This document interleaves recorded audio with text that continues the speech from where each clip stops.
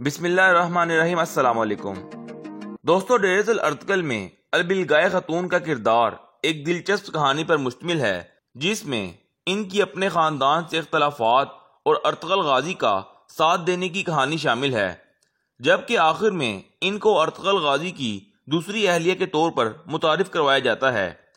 حلیمہ سلطان کے بعد البلگائے خاتون سے ارطغرل غازی کی شادی نے بہت سے ناظرین کو حیرت میں مبتلا کیا، اور بہت سے لوگ اس بارے میں تاریخی طور پر جاننا چاہتے ہیں کہ البلگائے خاتون کی تاریخی حیثیت کیا ہے اور کن وجوہات کی وجہ سے انہیں ارطغرل سیریز میں شامل کیا گیا۔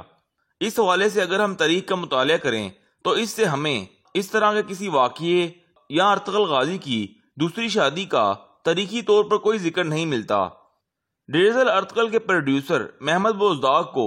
اس سیریز میں شامل کرنے کی وجہ یہ بنی کہ سیریز میں حلیمہ کا کردار ادا کرنے والی اداکارہ اسرا بیلیجک نے اپنی کچھ ذاتی وجوہات کی بنا پر اس سیریز میں کام کرنے سے معذرت کر لی تھی۔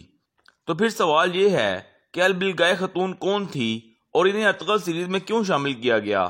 اس حوالے سے ترک ذرائع کا کہنا ہے کہ البلگائے خاتون دراصل 8ویں صدی عیسوی کے دور میں ایک گوکترک خاقان التریش خان کی بیوی تھی۔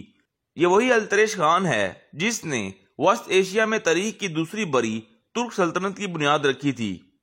البلگائے خاتون اسی سلطنت کے چوتھے خاقان بلخ خان کی والدہ بھی تھیں۔ البلگائے خاتون کا ذکر بلخ خان کے دور میں پتھروں پر لکھی گئی تحریروں میں ملتا ہے، جس کے مطابق وہ ایک بہادر اور زیرک خاتون تھیں اور اپنے شوہر التریش خان کی سب سے بڑی حمایتی اور امور سلطنت میں اپنے شوہر کی معاون بھی تھیں۔ تاریخ دانوں کے مطابق اس دور میں کسی خاتون کا امور سلطنت سنبھالنا اور تاریخی حوالہ جات میں اہمیت کے ساتھ بیان کیا جانا ایک غیر معمولی بات ہے، اور اسی لیے ترک تاریخ دان البلگائے خاتون کو ترکوں کی دوسری بڑی سلطنت کے قیام میں ایک اہم کردار مانتے ہیں، جس کے بعد اس کے بیٹے بلخ خان نے ترک سلطنت کو اپنے عروج پر پہنچا دیا۔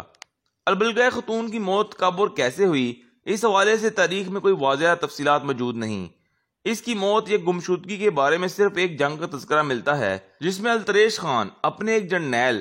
ٹینیوکک کے ساتھ ایک باغی ریاست پر حملہ کرتا ہے، اور اسی جنگ کے بعد التریش خان کی بیوی البلگائے خاتون کی موت کے بارے میں سوگ کی ایک تقریب منعقد کرنے کا ذکر ملتا ہے، جس سے تاریخ دان یہ اندازہ لگاتے ہیں کہ البلگائے خاتون کی موت اسی جنگ میں اپنے شوہر کے ساتھ میدان جنگ میں لڑتے ہوئے ہوئی تھی۔